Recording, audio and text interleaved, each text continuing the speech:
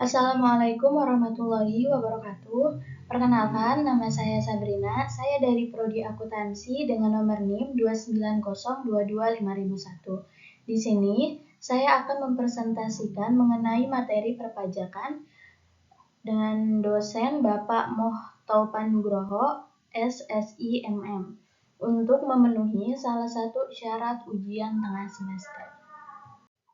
Dasar-dasar perpajakan, diantaranya yaitu penerimaan pajak, kesetaraan, kepastian, kenetralan, dan efisiensi.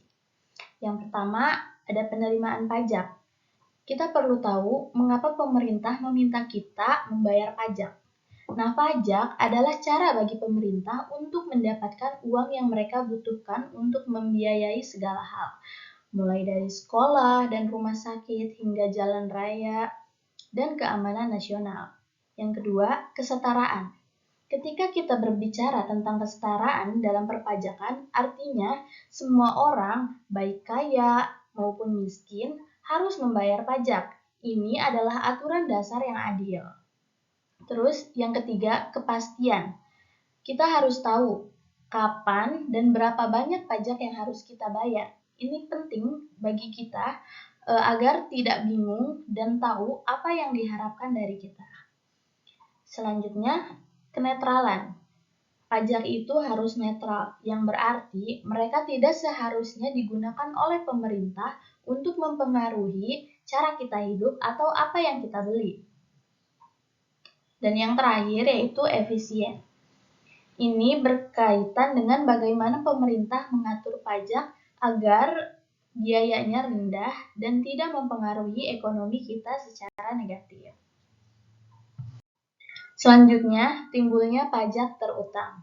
Pajak terutang adalah pajak yang kita harus bayar karena kita terlibat dalam suatu yang menghasilkan uang atau memiliki nilai ekonomi. Misalnya, ketika kita bekerja dan menerima gaji, kita harus membayar pajak penghasilan. Faktor-faktor yang mempengaruhi jumlah pajak yang harus dibayar adalah jenis pajaknya. Apakah itu pajak penghasilan atau pajak penjualan? Seberapa besar penghasilan atau nilai properti yang terlibat? Dan juga peraturan perpajakan yang berlaku. Selanjutnya, jenis-jenis pajak penghasilan.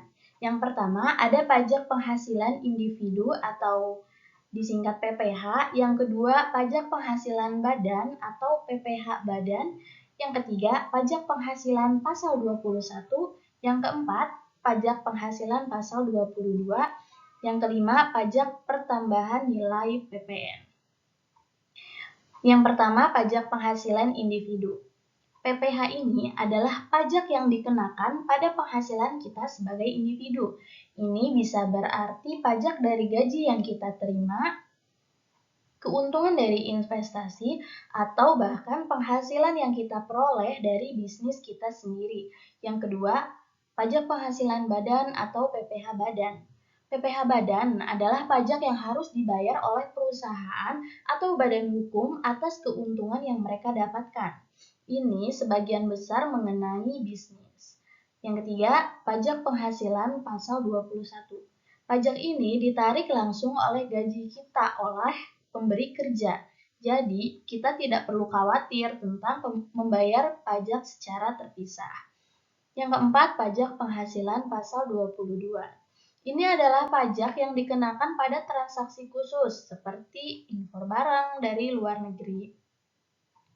Yang kelima ada pajak pertambahan nilai atau PPN. Ini adalah pajak yang ditambahkan ke harga barang dan jasa yang kita beli. Jadi ketika kita membeli sesuatu, kita membayar PPN di atas harga dasarnya.